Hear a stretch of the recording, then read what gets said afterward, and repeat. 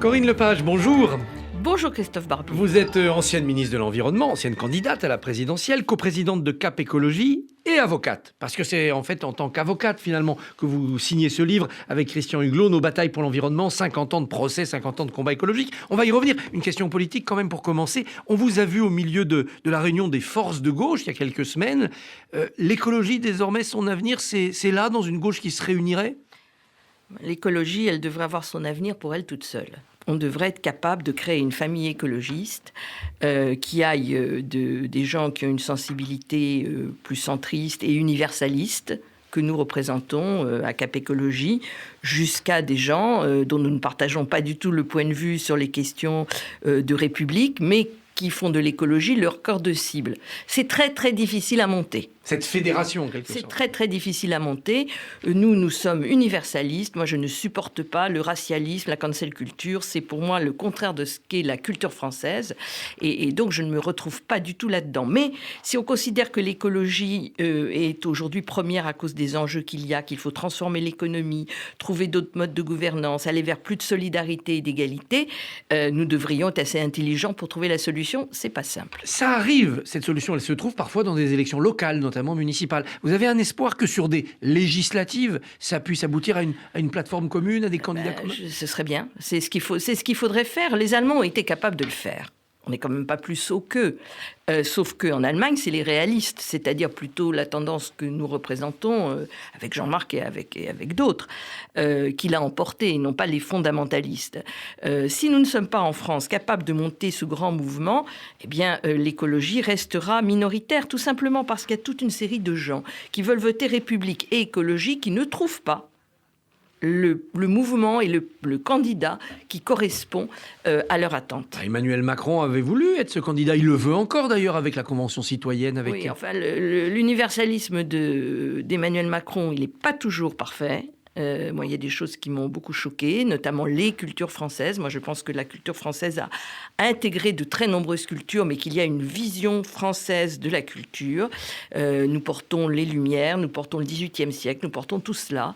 Et sur l'écologie, très franchement, c'est plutôt un quinquennat de régression qu'un quinquennat de progrès. Eh bien, on va en parler justement. Mais ce quinquennat, il arrive au bout de décennies de combats. À lire votre livre, Nos batailles pour l'environnement, on se dit quand même que au fil de toutes ces années, l'opinion a été dans le bon sens, que finalement les décisions bonnes finissent par l'emporter, que la justice au bout du bout vous donne raison. C'est un message d'optimisme quand même. Oui, ce qu'on a voulu avec Christian Huguelot, qui est mon mari et mon associé avec qui nous avons mené tous ces combats, c'est de montrer qu'il y avait de l'espoir.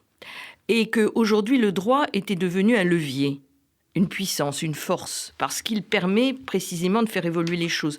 La justice climatique en est probablement le plus bel exemple. Avec des décisions qui s'ajoutent les unes aux autres, la décision hollandaise, la décision française, du Conseil d'État dans Grande-Synthe, la décision de la Cour de Karlsruhe la semaine dernière.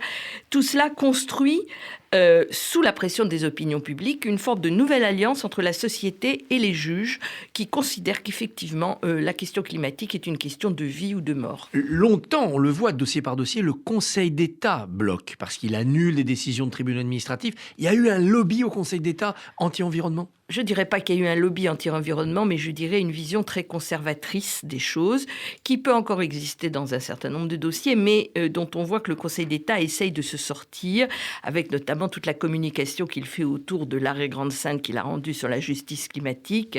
J'ai participé à... donner l'exemple à l'université de Yale, par vidéo bien sûr, à une conférence qu'a donnée le Conseil d'État sur cette décision. C'est pour vous dire l'ampleur qu'il veut lui donner. Et il y a une espèce de course à l'échalote entre les cours suprêmes à celle qui rendra la plus belle décision en matière climatique. Un combat parmi d'autres, Fessenheim, ça a pris beaucoup de temps. On l'a fermé sans doute trop tard, mais elle a été fermée, cette centrale. Est-ce que ce n'est pas finalement l'exemple d'un bon compromis entre des impératifs économiques et sociaux d'un côté et des impératifs écologiques ? Ça nous a quand même coûté très cher parce qu'on a refait des travaux à Fessenheim pour durer encore un peu, qui finalement sont des investissements qui ont servi à rien du tout. Voilà, donc c'est un petit peu dommage.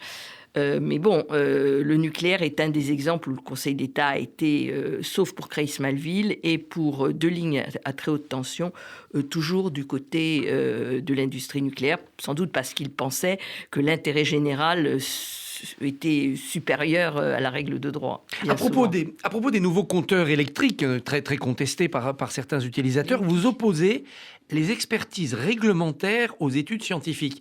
Vous pensez qu'il y a des experts qui, là aussi, sont tenus par des industriels ? Si vous voulez, on a des problèmes dans le fonctionnement de nos outils d'expertise. Comme député européen, moi, je l'ai vu à l'EFSA, où je me suis beaucoup battue sur les questions de pesticides et autres. Il n'y a pas que ça. Il y a incontestablement des conflits d'intérêts qui perdurent. Il y a les jeux des portes tournantes, c'est-à-dire quelqu'un vient comme expert pendant un certain temps, puis retourne dans son industrie d'origine. On l'a vu dire avec l'émission d'Élise Lucet hier soir, à propos des données, de toutes nos données téléphoniques.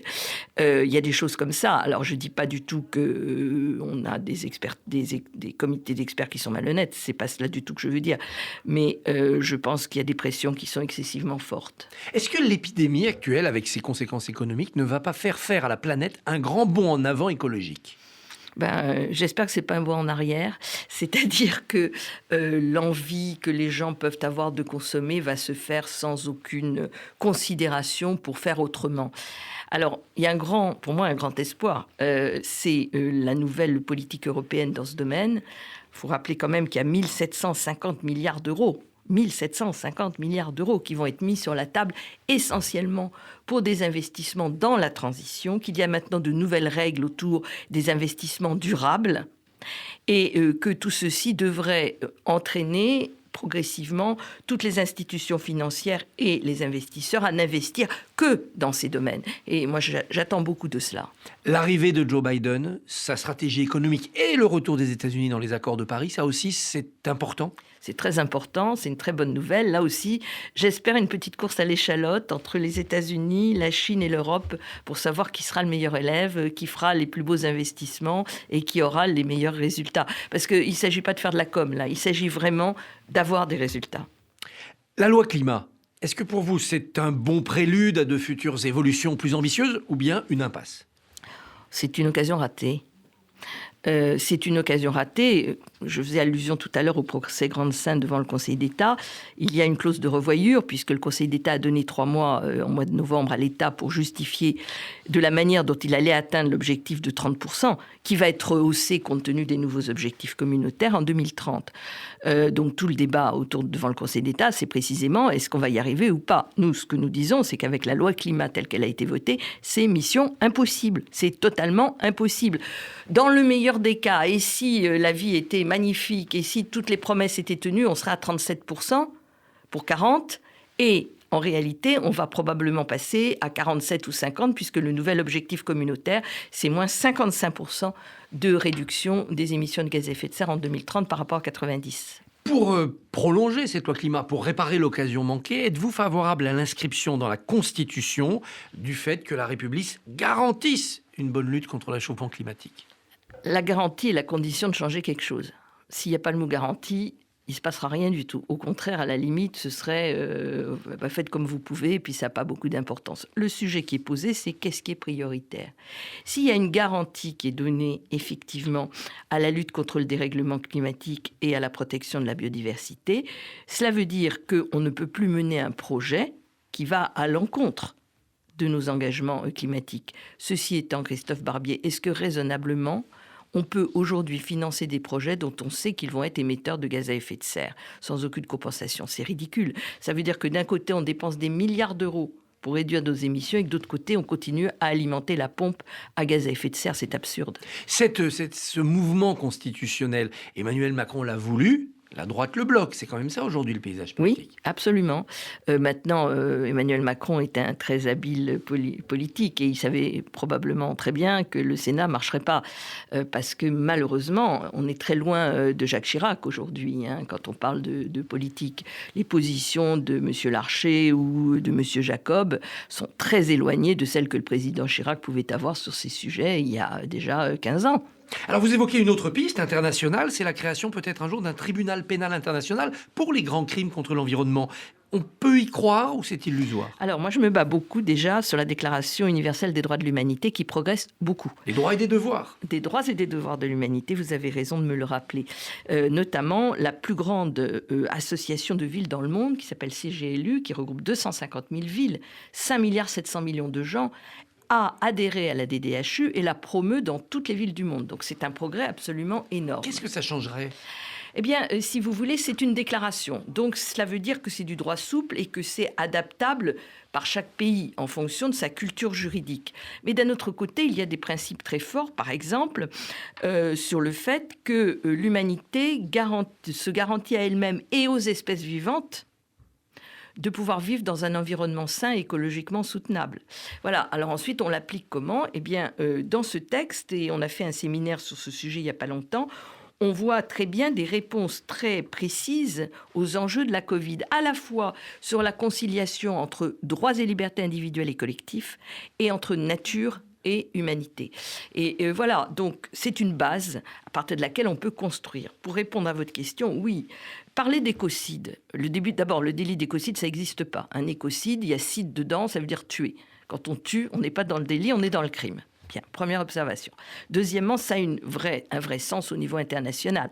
Et le Parlement européen débat actuellement de l'instauration d'un écocide au niveau international. C'est là que ça se passe. Si on a un écocide au niveau international, il faut le tribunal pour le juger derrière. Alors ça peut être une chambre particulière de la Cour pénale internationale. C'est probablement ce qui serait le plus simple. Ça viendra, je suis sûre, je le verrai probablement pas, mais je pense que dans les 20 ans qui viennent, ça viendra.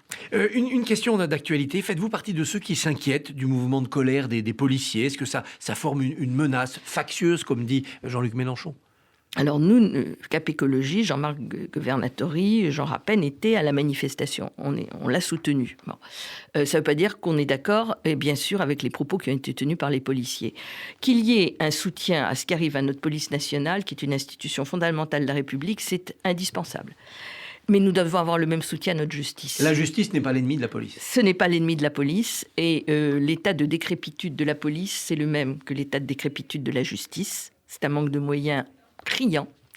Et l'état de droit, c'est pas une invention, comme a dit quelqu'un récemment, je crois que c'est M. Zemmour hier, c'est absolument fondamental. Et il faut comprendre que à terme, si les choses continuent à se dégrader, c'est la démocratie elle-même qui est en cause. Donc oui, on soutient la justice de la même manière qu'on soutient l'état de droit, que l'on soutient la police. Corinne Lepage, je rappelle votre livre « Nos batailles pour l'environnement », c'est chez Actes Sud, passionnante série de procès, de luttes. Souvent, ça se termine bien quand même. Bonne journée à vous. Merci Christophe Barbier.